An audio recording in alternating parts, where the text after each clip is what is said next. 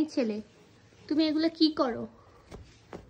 হ্যাঁ, গুছানো গুছানো বিছানো ভালো লাগে না? ছাড়ো ছাড়ো, ছেড়ে দাও। তুমি দুষ্টু করছো কেন?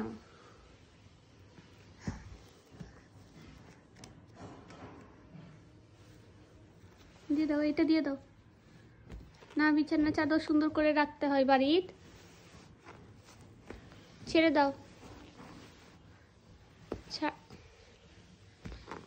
বাবু